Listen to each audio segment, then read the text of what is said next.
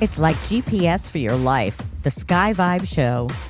Start breaking down astrology into what it means. We were talking about personalities in the dating episode, which I thought was so fascinating to me. And Thomas, you brought up the fact that the first time you read about Scorpio, for example, your sun sign, was like a whoa moment. So I thought, let's see if we can break down some things like that. For example, let's take the first of the zodiac, which is what, Aries? Aries, yes. What is an Aries description? Aries, I love this. One of my favorite Aries descriptions came from the guy that I narrated 6 audiobooks for now, Steve Forrest. He's one of the premier astrologers in the world. Aries begins our Western tropical zodiac. I'll bet you didn't know that. Or maybe you did. No, well, I did not know that. It begins in the spring, and that's the spring equinox. See, and that's one of the pivotal points, and that's when it all begins. Well, think about it. Astrology, as it was basically founded, no matter whether you're practicing Vedic or Western, was found above the equator. It's a northern hemisphere thing. The springtime is the time of new life and new beginnings. Now, of course, for our friends below the equator, it's starting to get cooler and summer is fading and soon winter will be upon them. But up here, oh no, it's springtime and the blooms and buds are coming out and it's getting ready to be green and summertime is around the corner and everybody is getting happy and winter's chill is leaving us. And Steve said, in that context, you go out on your front porch and you look and see a bird nest in the tree by your patio. Mm-hmm. And there are 4 little blue eggs in that bird nest. You know what's coming, right? Oh, yeah. You come out about a week later, and now there are 4 little beaks sticking up in the air, and you hear them. They're just saying, feed me, mm-hmm. Right? And they want to live. That's what they're saying is, I support this. Please bring me some food. You go back the next week, and there are only 3 little beaks sticking up above the nest. Oh, what happened? And whatever did happen was not good, right? So The point is, it's the time of new beginnings. We all, I don't care who we are on the planet, we want life. We want to live. We want to thrive. We want to have a full life experience. And that's also not guaranteed. So the power to initiate that new life, to experience that new life, to grow into that new life, is all encased in Aries.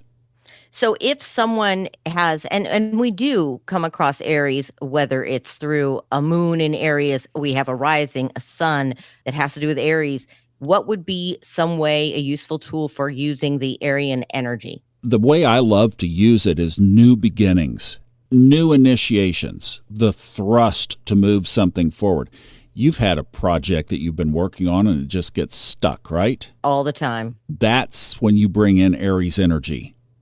You bring in that, hey, I'm going to move this thing forward. I'm going to dig down in and I'm going to get that power. And even better, how you can use astrology is when the moon goes through the sign of Aries. Well, I was just going to bring that up. Okay. Well, that's what you watch for. You watch your moon calendar. And when the moon is entering Aries, that's the time when we mash the gas for about 2.5 days. But you can do it for the day before, too, because usually that energy is there as well. Mm-hmm. And I'm glad you brought that up because it is coming off of a couple episodes ago when we talked about the moon. And so the energy and how the moon moves through the planets. And when it's void of course, there is no conjunction, no sextile, no planets. That's why I'm so glad you brought that up. Another thing about Aries is kind of like what you're saying there is it's also about leadership. You can often spot them. They'll have broader shoulders or maybe a cut jaw or just that look of determination about them. I've got a friend who's an Aries, and I think he looks like a Greek god. I mean, he just does. You can just tell this guy is a big, strong presence when he comes into the room. And they're born with that naturally, those characteristics. Now, some are, some are not, but it can run through that trait of natural leadership ability as well.